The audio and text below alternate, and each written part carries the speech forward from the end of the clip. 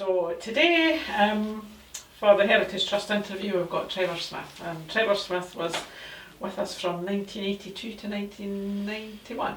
1990, well, as we were saying earlier on, it's hard putting specifics on these, but yes. So we signed you, you were a youngster then, because we signed you from Sauchie Jubilee. Yeah, 17. Yeah, so it was, Pat Stanton that signed you? Pat Stanton and George Stewart were the manager and assistant at the time. So how did it come about then? Well, I was still at school and I was intending to go on to university, which I never did. But there was a couple of the full-time clubs had suggested that back in the day it was S-forms, or not S-forms, YTS things, and I didn't want to do that. And the family came along, and it was, my dad said good club, and chances were that if I was any good, then I'd get a chance. So it made sense, and that was it. Yeah. I think I can't remember the scout who came to watch. I did remember his name for a while, but it's gone. But it was just they knocked on the door about 4 or 5 times. Eventually, it was like, right, okay, fine, go ahead. Yeah. So that was the start of all. Yeah. So the first couple of seasons, you obviously were playing in the reserves. Yeah. First season, felt like I was close to playing, and didn't really happen. We were struggling. Things weren't really working, and we were in a downward curve. Yeah. There was a few of the older guys coming at the end of their days. A few of the younger guys didn't seem good enough. Yeah. A couple at the time that stayed with us. There was Norrie was still there. Yeah, Norrie and I think Ziggy. Ziggy, yeah, Norrie and Ziggy. Stevie Morrison. Grant Jenkins. Grant, yeah. Paul Donnelly. Yeah. And you had Hugh White, Forrest, Bobby Hugh Robertson. White. Yeah. So there was a nucleus there, and it was just making, getting. I think there was a feeling that was we were struggling. And it just needed a wee bit of a tonic, a wee bit of a lift. Everything was a bit flat. Yeah. But we always had Bobby Forrest was another one as well. So there was players were there that could have got us to bigger and better. Yeah. At that time when your first season here we were in the first division, and then we got relegated. And Tam Forsyth had come in as well. So Pat left, and I think Pat went to Hibs, if I remember rightly. I think, and Tam Forsyth came in, and a man that wasn't particularly cut out to be a manager. I just think he's. I don't think he had the wherewithal to be. To manage people and manage players. Right. Yeah. He kind of saw it in black and white, and it was his way or no way, and things that struggled under him as well. So it wasn't great under him, and he was quite an angry man, He just he did not suffer fools gladly. So, right. Yeah. It was and I think coming from obviously. He'd been such a major player at Rangers, and coming and seeing that things weren't quite done as he wanted them to do, it kind of created issues for him. Yeah. But look, no disrespect, he was a nice guy, and I didn't really. I was a kid at the time, so I didn't really kind of get to know him that well. So. But was it him then that gave you your debut? It was, ironically, against Partick Thistle, which was my dad's club. Right. And then we got chinned 4-0. So it wasn't it wasn't an auspicious start, but no, we did. Look, it was just, I still remember one, and I rifled one over a bar, which I thought was going in, it hit the top of the bar, went over, and that's about the only thing I can remember. I think the other thing was it was Maurice Johnson that was playing up front for Thistle. Right. I remember that as well. So, you never forget your debut in that context. I know who it was, what it was. I remember flashes of the game and things. So it was good fun. Yeah, and then things changed because at least you'd been here as coach, then got the manager's job. Yeah, and I think his first instinct was to give a couple of youngsters a chance. There was a guy called Kevin Hepburn, who was kind of ages with me, Graham Black. And then look, you're looking at kinds of like Stevie and Paul Donnelly, weren't they? All those Gavin Tate.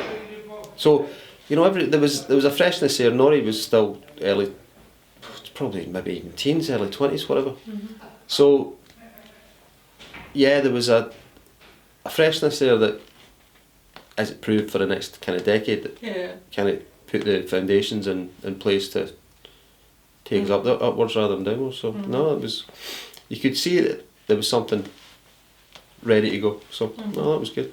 Yeah, because we're obviously in the second division, and when Leish took over, he always says that we were can't remember what he says now about the where we were in the division, but we weren't very good. No. And then he just gradually improved things because we were in the second division for. Well, that year I scored 2 penalties in the last game of the season against Berwick. That first season down, and we all thought, everybody invaded the pitch after the game, thought we'd been promoted, but Alloa beat Forfar, I think, and Alloa went up on by a point, I think. That was a strange thing, getting lifted off the pitch. And we were standing at the old dressing rooms there, and it was just a big party time, and it was like, oh, because that was pre-internet, that was old radio days. Yeah. So everybody was on the radios, and it was like, you know, it was quite easy to get the wrong information. And of course nowadays that wouldn't happen, you'd have it all straight away, you'd know exactly where you stood. So it was a bit disappointing, but we went up the next year anyway, so. Yeah. So, I think in your time here that you were unfortunate who the strikers were here at that time. It was maybe for you. I was in and out at that season. We got promoted. I played quite regularly. Then the next season, I was in and out.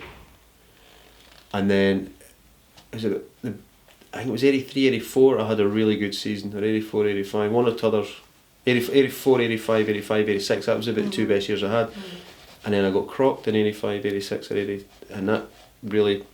Right. See the point we went full time as well, we came out of the part-time situation, went into the full-time situation. Now, correct me if I'm wrong, but Leish was still around. But Monroe had come in at this point. Yeah, because when we went full-time, Gregor didn't go. He didn't go because he had his own... So then he brought Monroe in. Yeah. And the soul of the club at that point were the part-time players that were progressing into the full-time system. Me, Stevie, Norrie, John. And Ian had this great idea that he would bring a lot of guys in that he felt, because they'd been tried and tested, didn't work.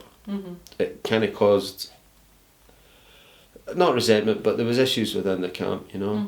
And Monroe's immediate instinct was the part-time players that have become full-time players, they got the rough end of the stick. Not all of us, but some of us. And it was an awkward time, you know. It seemed to me that he had these ideas about who should and who shouldn't, and if you didn't fit his idea, then there wasn't a great deal of wavering. It was like, so, and that. The other thing as well, that we had a real strong kind of bond. There was a real camaraderie. It always was for that 3 or 4 year period. Yeah.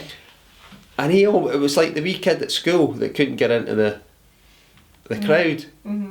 It always seemed right. It always like I'm going to break this up here, you know. And he tried to break that up, and we did lose a wee bit of identity for a while. But look, I think they kind of got it back. It stayed within. Yeah. But you have that rapid a turnaround of the players. There's always going to be kind of issues like that. So.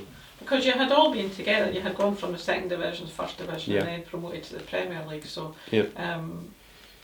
So and the nucleus was still there. Absolutely. With all those players. And there was look, don't get me wrong, there was a lot of players that came in at the time who fitted in. Like Ian Westwater, he was a smashing signing. Graham Robertson. Craig Robertson as well came in and did a good job before he went away. So no, there were players there that did come in, and obviously, as you said, Ross Jack came in and did fantastically well. I played up. It was me. If it was me, John, and Ross who were going to play up front, then I wasn't winning that battle with John and Ross. You know, so I was in and out and in and out, and then I had a season and a half when I was more in and scored a few goals. Yeah, you did that in what season was it? 80-89. Yeah, 80 and 89. Yeah. Appearances and goals. I think you scored 8 or 9 goals. Yeah, and I played really well, and then we played here against. I think at the time as well there was a few. I was getting vibes that there was other people looking.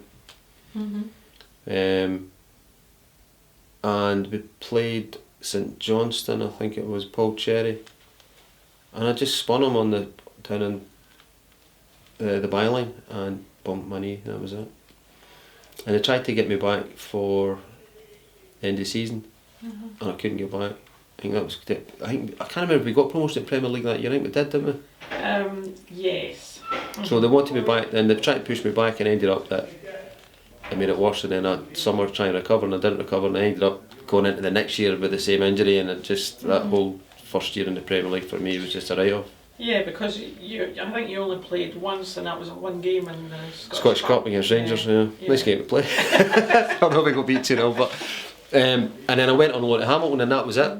I scored a couple of goals for Hamilton, and then went to Kilmarnock. So, look, it was what it was. If I hadn't got the injury, things might have been different. Yeah. I might not be in an island and have 3 kids now, you know, so who knows.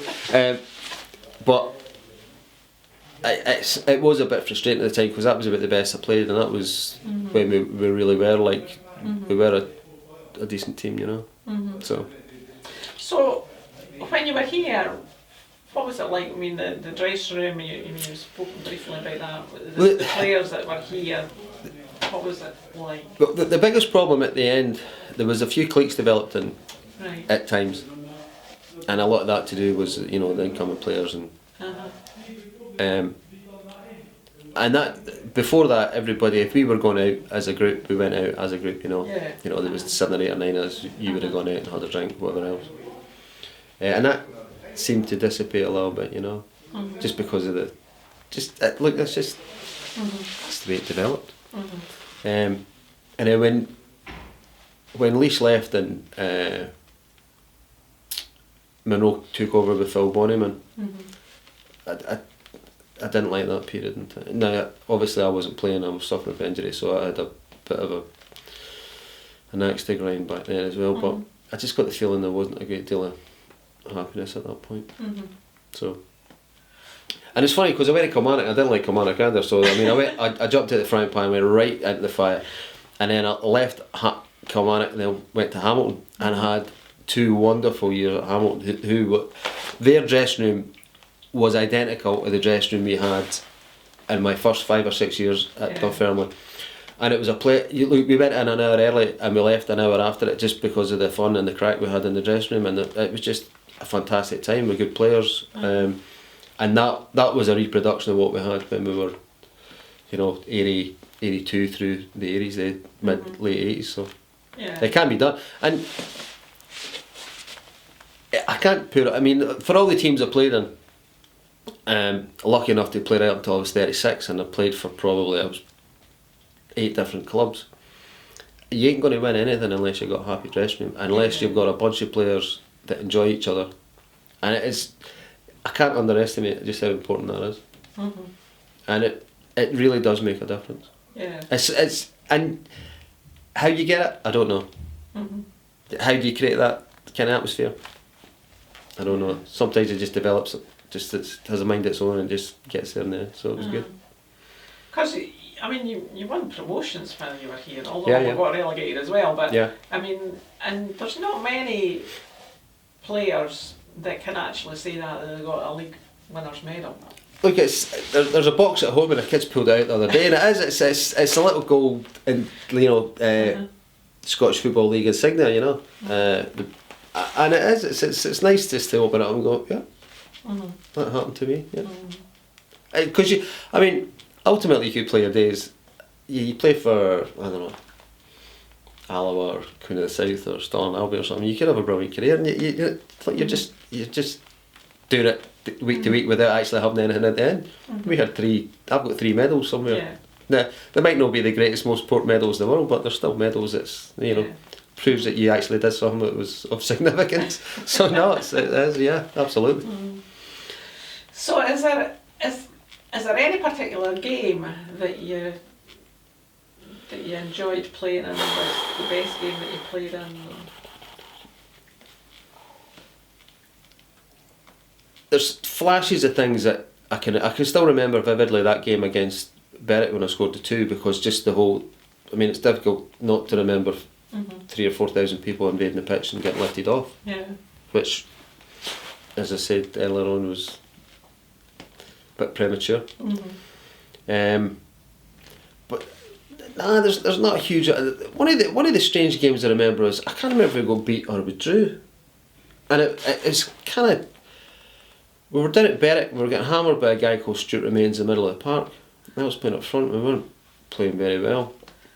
And Norrie was playing centre back, and Leach changed him after about half an hour and said, look, just go in there and stop him playing. And Norrie just overpowered him. And there's 2 things I remember in playing in that team at the time. And Norrie was one just because his athleticism and his never say die. And John was pretty similar as well. I liked playing with John because he would always, bad balls were good balls, and he'd always make things happen. He was so, and there's various other things, bits and pieces. But it's 30 years ago. It's 40 years ago. Well, 53, 54 coming up. So debut 17. So it's 37 years ago that I made, and it is quite difficult to remember in bits and pieces. Yeah. Who did you enjoy playing beside then when you were? I really liked Bobby Robertson. Absolute gentleman of a man he was. I mean, really, good guy. And I was good friends with Stevie, so obviously Snowy Morrison. So they would, Bobby, just because he was such a really nice, genuine person, and I think he got a wee bit of a rough draw with Monroe, because by the time Minnie wanted in, he wanted the full-time players, and Bobby club captain and being a stalwart through the years. It was a wee bit unfair. I think he just kind of got pushed to the side, but Bobby did well because he was studying. Well, look, yes, absolutely. I mean, well. I'm sure there's a lot that Bobby's done, which is Trump playing right back for Dunfermline. But he was just a nice guy. But Stevie was, I enjoyed playing with Stevie just because he was a bit of fun, a bit of crack, Yeah. And there was always a laugh with Ziggy as well. Whenever I only played a couple of years with Ziggy, but he always had a smile on his face. You never see him without a smile on his face. He could put in a decent cross as well. Great player. I mean, really. I mean, it's like old fashioned. There's nobody going to. I remember times you sit and watch him back, and he's just that perfect figure for whipping a ball in. He his balance was fantastic. Really good. Yeah. And there was odds. I mean, I travelled with David Irons as well, and he was a nice guy, and Ian Heddle as well. Remember him? Round Hamilton. So, no, there's been a few over the years. I travel with Sharpie a lot, as we were speaking earlier on. Then Invisible Raymond Sharp, nobody seems to know where he is now, So, and obviously I spent a bit of time with Ian McCall as well, but he's as odd as a bottle of chips. So that's a bit.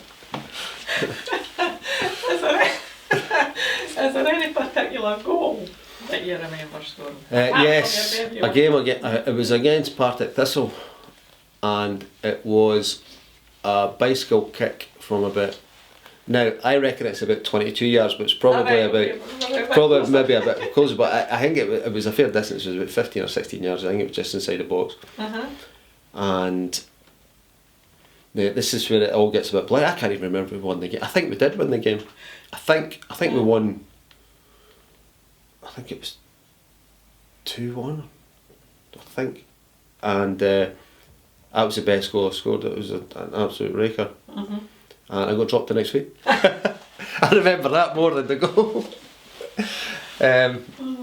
Now I'm sure it was because Alan Denny was playing right back for Thistle. He'd come for Dundee to Thistle, so I was playing against him. But yeah, that was the best I scored.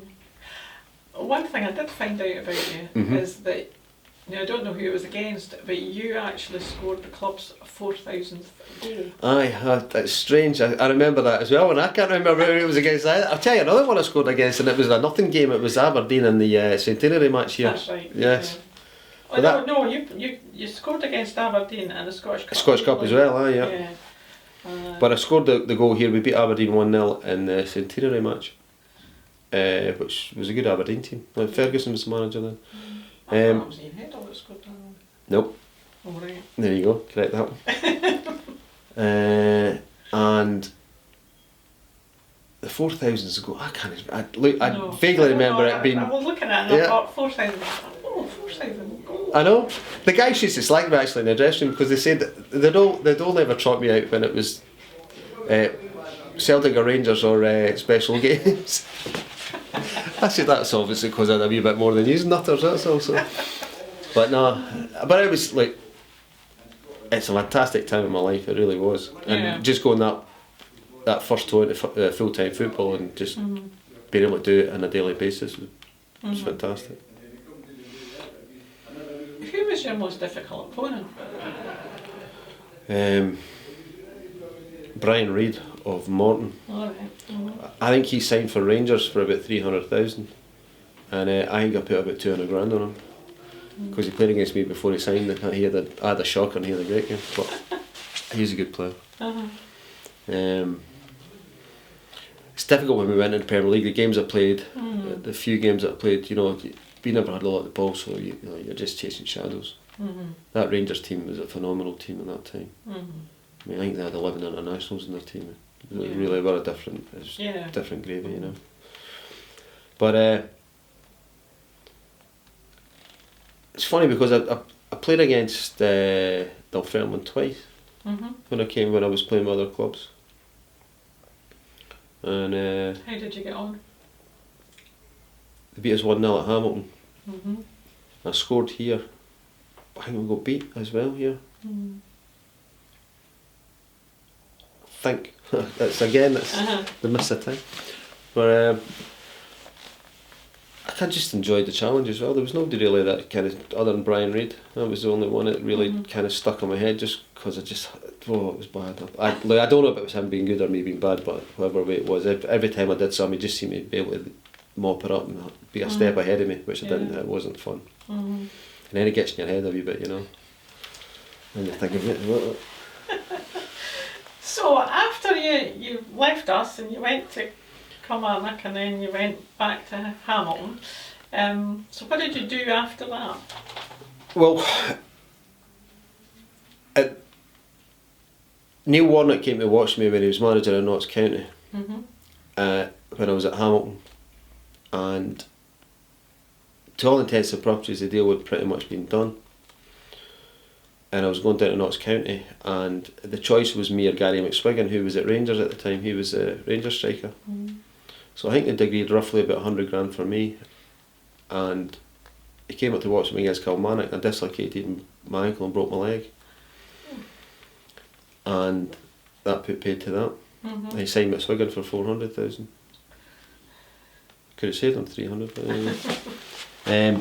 And that really put me on the back foot for about, I think that was about November, December, and I got back in kind of March, April, and then I went and tried at a club in Sweden, a club called Djurgården, and it was either me or Chick Charlie. And I went with a gammy leg and they signed Chick Charlie instead of me, so, and Hamilton at that point we were just asset store, the club was asset stripping all their players. Paul McDonald went to Southampton for 300,000. Craig Napier went to Kilmarnock for 100. Cram went to Bristol City. Ferguson went to Dundee United. Miller went to Hearts. Weir went to St Johnstone. A really, really good team. A lot of really good young players that obviously shifted. Club was in a lot of diffs. wouldn't renew my well. They offered me a new contract, but they weren't going to give me the same money. And I got a call from a club in Northern Ireland to look. Here's a deal. Take this. We'll fly you in and out for the game. It was a no-brainer. Went to for 4 or 5 months. We used to fly in and out. Used to put me in the hotel and then come home. Played. Had a great first season, and then met my wife and decided that I won't bother coming home now. I'll stay in Northern Ireland. That was it. So, and moved over, and had a great time over there. It's been really fantastic. Football wise was good as well, but I mean on a personal level it's been great fun too. But played in the great thing about playing on Northern Ireland, if you're one of the better teams, you play in Europe every year.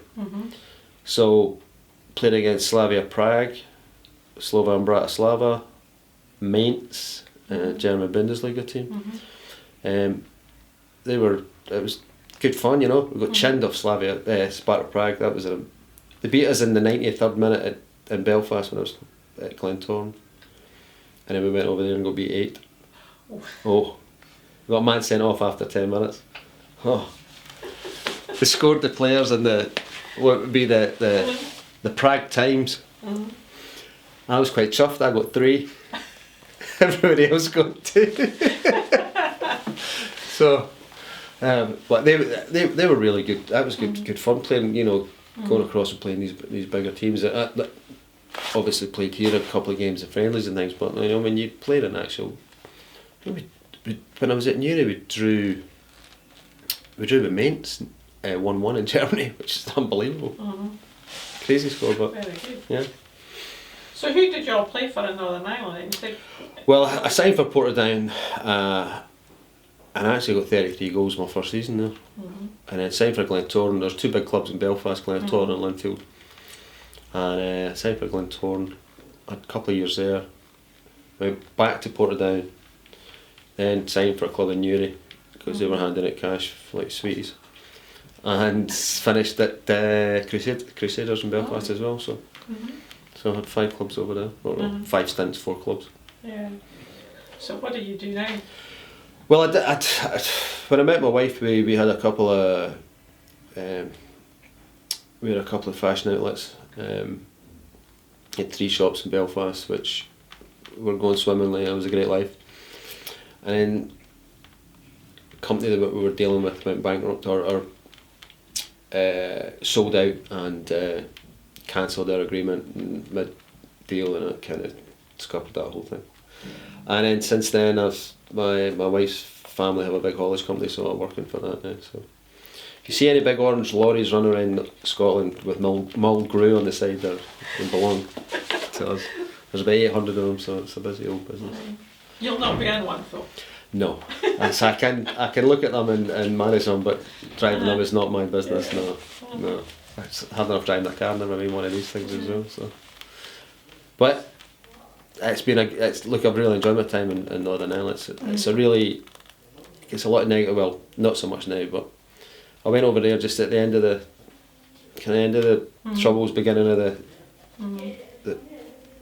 the political improvements, and it's a really happy place. It's not. I think a lot of people think it's there's people run around with balaclava shooting around corners and stuff. That further from the truth. There's an optimism. I always felt that when I went there, because things had been so bad for so long, they were a lot more open to experiencing strangers and everything else. So there was always. It's like the old adage about Glasgow and Edinburgh. You know, you stand somewhere in Belfast, somebody's going to chat to you, and it's just. I always felt it was just a really relaxed, friendly place. So. Great fun, and I have good friends, and that's where I am now. So. So, in conclusion, looking back, how would you describe your time here at Dunfermline?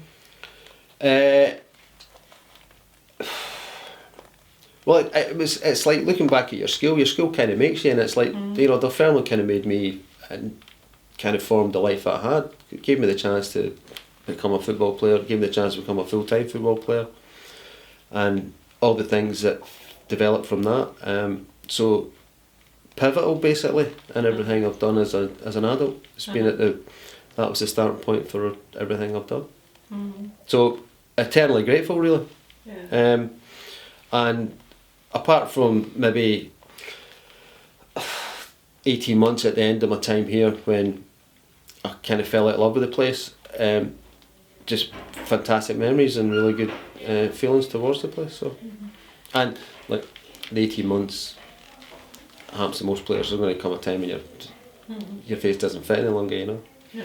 Round pegs and square holes. So that was it. But fantastic time. Yeah. Well, there's lovely speaking to you, Trevor, and don't leave us alone before you. No, absolutely. And as I say, I was over a few months actually, just before Christmas, and I think you were playing Alloa, and I was intending to come down and say hello, but it was a really rotten day. It was cold and wet and windy, and I went, nah. I'll wait till a nicer sunny day. So.